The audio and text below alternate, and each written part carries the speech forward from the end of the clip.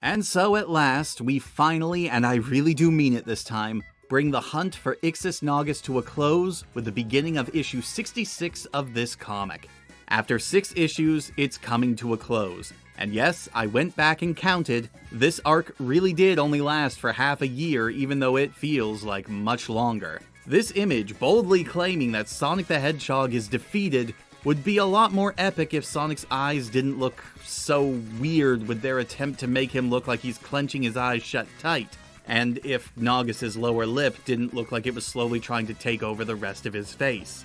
I mean, props for making him look just as monstrous as possible. It's appropriate for the character, but the artwork is more off-putting. It's ugly in the wrong way. It's not off-putting because it's intentionally trying to put you off. It's ugly because it's just so ugly, guys. And the striped background here seems a bit too bright in terms of color for the mood they're trying to display here. We open on a massive splash page showing off the giant pile of floating power rings that ended the last issue. As Nate states that he was the one who forged them, Sonic tries to reach out to them only to be stopped by Eddie, Nate explaining that he doesn't want anyone using the power of the rings for any more terrifying schemes. Sonic points out that with all that power, it could be used for a lot of good in the world, and that Nate could do a lot of good as well if he came back with them to Mobotropolis.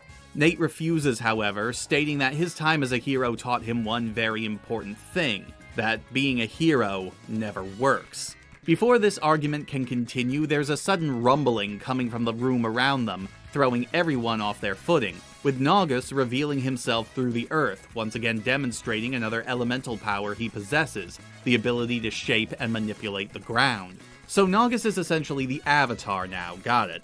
Sonic and Tails are buried via a crumbling ceiling, and while Eddie urges his friend to flee, Nate can't bring himself to leave them like that, but before he can assist, the rest of the room starts to fall around them. But the collapse does free Sonic, Tails, and Nagas, who are revealed to have absorbed the power rings, pretty much all of them, which has transformed them into pseudo-super forms, Sonic possessing some sort of floating shield, while Tails gains command of a small group of powerful flickies like he gets in his turbo form, and Nagas gets a lot closer to how he looked on the cover, with potentially even more out-of-control magic. The fight scene that follows is pretty decent, with all 3 combatants showing off a bunch of really bonkers and impressive powers, but it's hampered somewhat by the narration, which is once again giving us some very flowery descriptions of what we can see with our own eyes, and secondly, we're basically watching all of this from within Nate's head, so most of the description is from his perspective for some reason. At the very least, it's not quite as dialogue heavy as the last issue, mostly because all of it is narration, but for some reason the fight feels a little bit empty without some quips thrown in by Sonic, you know? Anyway, as things start to turn south for Sonic and Tails, with Nagas freezing the flickies solid, Nate decides that he cannot let this go on, but lets it continue to go on a bit longer as we get more narration. This one telling us a bit about how Ixus had gained the allegiance of a giant panda named Feist, who was banished to the Zone of Silence shortly before Nagas had arrived there. Okay, well, that came out of nowhere, and it's literally only addressed in this one panel before Nagas attempts to scold the super powerful wizard for daring to wreck his home.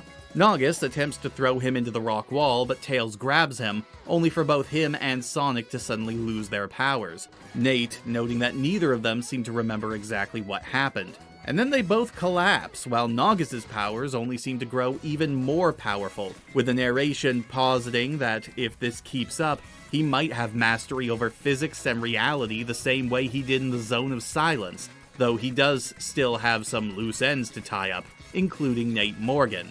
And then Nate defeats him with an eye laser. Not kidding, that's how the fight ends. What the hell? However, the castle is starting to come down around them again, Eddie using his body to prop up the falling ceiling as Sonic slowly manages to regain consciousness, using some of his remaining energy to throw himself into a triple spin and create an exit for them to get out of there. Everyone except for Eddie, who is still trapped under the collapsing ceiling, urging his friend Nate to escape. And then the cavern collapses, crushing Eddie under its weight, and throwing Nate and Sonic and Tails clear of the impact down a snowy hill.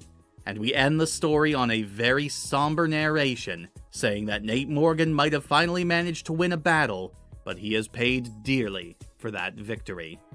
Well, that was a fucking depressing way to end this arc. I really didn't like the way this arc ended for a multitude of reasons. First, hell of a downer to end on, as Eddie, despite his minor screen time, did leave enough of an impression that his death did have resonance. It wasn't a cry out loud sort of moment, but there was enough of a connection there that his death was a pretty good gut punch. But the fact that it was the event that we end the arc on really destroys any sort of good feeling the victory should have had. You could argue that was sort of the point, but the fact that all 3 of the last issues have been pretty big angst fests, it's just a cherry on top of a sour sundae. The bittersweet ending aside, the big issue I have with this is how heavily it sidelines our heroes to once again prop up Nate Morgan. A majority of the issue is told through Nate's eyes, describing how he feels about the situation, as well as his whole feeling on what it means to be a hero, specifically the fact that he thinks it's a waste of time.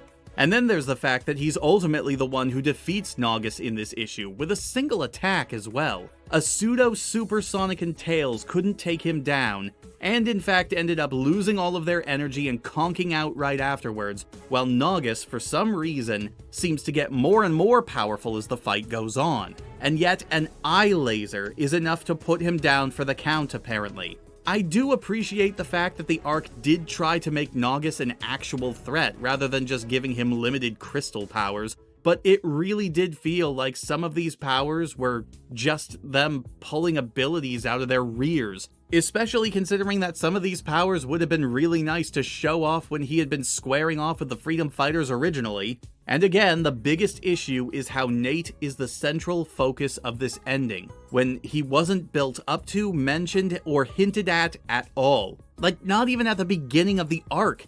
He's just there, and he's suddenly treated as the central focus of the story despite having no presence or build-up beforehand. We were watching Sonic and Tails travel around the globe to hunt down an evil sorcerer, and then at the last minute it turns into the sad scientist hour. And it really feels like it came out of left field, pretty much to the point that I kind of get the impression that Nate Morgan, his backstory, and his importance was sort of shoehorned in at the last minute because no one really knew how they were going to end this arc to begin with. In terms of art, again, not much to say, mostly because it's all still really solid, with the same art team from the last few issues, and that's probably the best part about the issue. The art is solid, the action is pretty decent, the expressions are a bit wonky at times, quite exaggerated in others, but it's overall quite well done, and I even think that Nate's design, while largely unchanged from his introduction, was reined in a little bit in this issue, so he doesn't look quite as distracting as he did when he was first introduced. Or maybe I'm just getting used to seeing him, both are possibilities right now. So we're going to head out from that downer of an ending into something we were told about last time.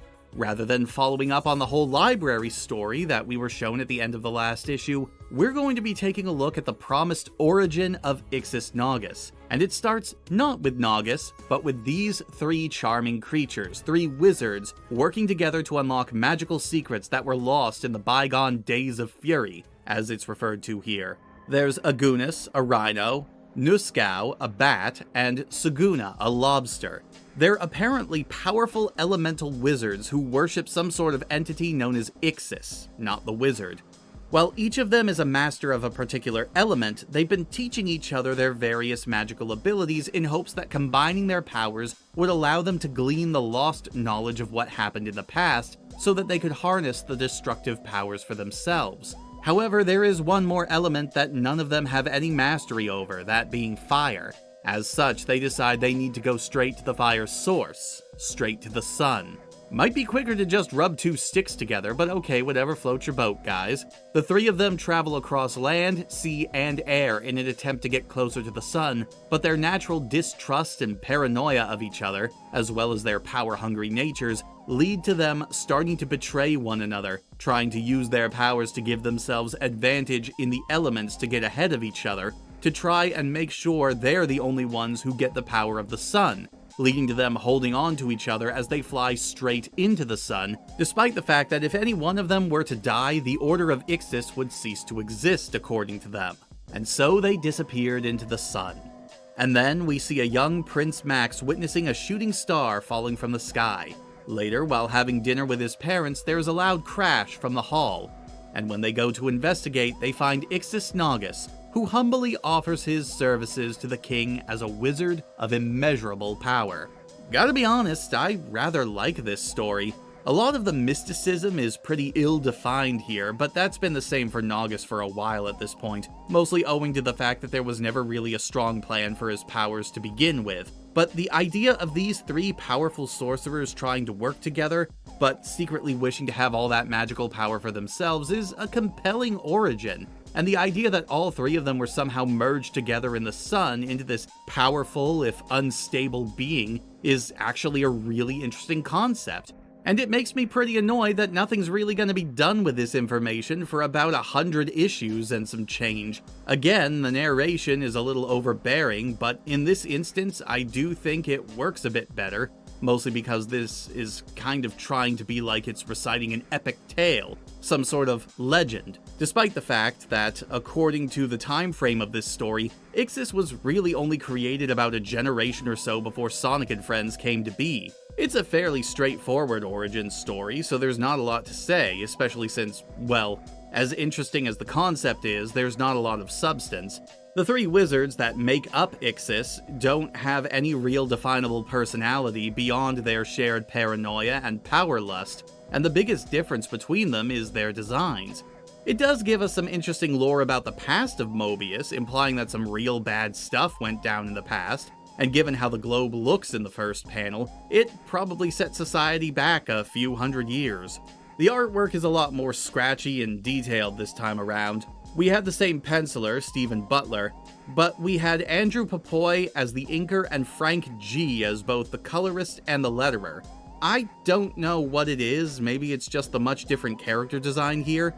There's a lot more detail to these creatures compared to regular Mobians, which is pretty well shown off when we get a shot of young King Max and his family at the end, all of whom look a little bit more on the simpler side compared to the three Ixus wizards. As a backup origin, I think this works pretty well, and it definitely does add a bit of mystery to Nagas, but again, as interesting as it isn't really something that gets brought up again for a very, very long time. It's also kind of weird that they go and dump this origin on us after, he's allegedly been defeated by a single attack from a character we just met 2 issues ago. Okay, I'm done now. And we're going to move on for a bit, because it's time for us to leap back into everyone's favorite playground for uncomfortable and odd ideas, the Knuckles the Echidna book. And we kick off yet another multi-issue marathon with Knuckles the Echidna, issue 16. I'll see you next time, everyone.